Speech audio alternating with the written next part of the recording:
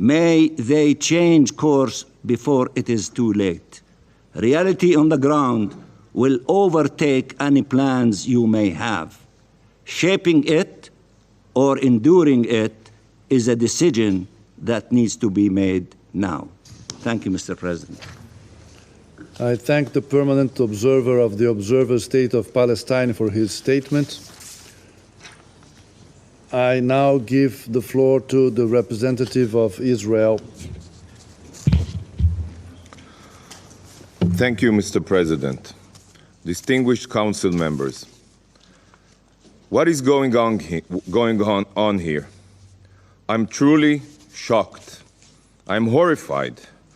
I truly don't understand what is going on here.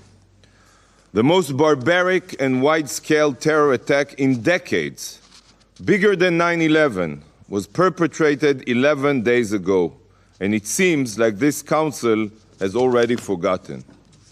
The pictures and footage from the October 7th pogrom are seared into my brain, in every Israeli's brain, forever. But it seems that I must remind some of you of what happened. Thousands of barbaric Hamas Nazis invaded Israel and brutally murdered 1,400 innocent Israelis as they slept, celebrated, hugged their families in fear, and cried for mercy. Some were raped, others beheaded, and some were burned alive while bound and gagged. Many were children, and hundreds were young people at a music festival.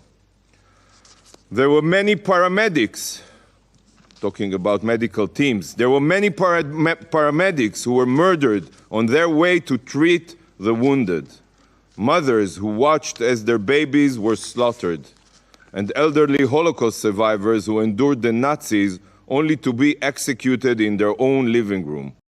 This was planned and carried out deliberately by the terrorists that rule Gaza today, as we speak.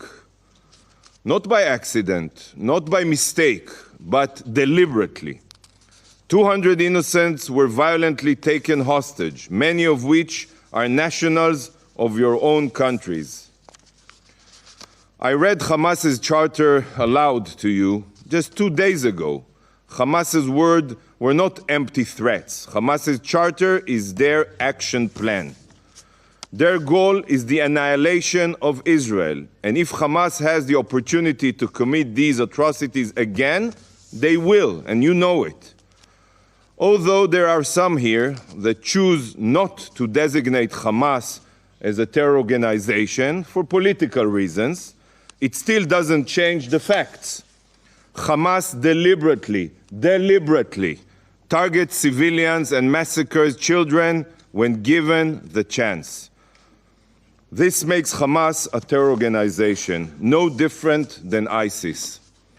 They do not believe in dialogue, they don't want a dialogue, not in political solutions. They only believe in exterminating Jews and annihilating the Jewish state. And nothing can change their genocidal ideology. They don't even recognize the existence of international law. To all those who are talking about two-state solution and international law, there is only one solution to curing a cancer, and it is the evisceration of every cancerous cell, just as was done with ISIS and Al-Qaeda, complete obliteration. This is the only way to ensure such atrocities will never be repeated. Nevertheless, look at what is going on here. 11 days after ISIS-like Hamas terrorists attempted to carry out another Jewish genocide, this council is not even focused on their heinous crimes. Up until today, you have not even done the most basic thing. You have not condemned as a council Hamas's brutal terror attack. It is really unfathomable. You cannot unite even on that basic thing. You are not focused on what needs to be done to free Gaza from Hamas and ensure that the oppression of the Gazan people by their tyrants ends. Instead, the Council is fixated only on humanitarian corridors and aid. These are important and noble causes, but they are certainly not a solution to prevent Hamas's next atrocious massacre. How is it possible that you are only dealing with resolutions like the one that was voted upon today? It's tragic to say, but this council is playing the exact role that Hamas was written for it in their script of death and terror. And I will explain. Israel unilaterally withdrew from Gaza 18 years ago. Hamas was then elected by the people of Gaza. I hear a lot that they do not represent them. Elected. And after murdering the Palestinian Authority officials by throwing them off rooftops, Hamas proceeded to convert every inch of the Gaza Strip to a war machine. Where was the council then?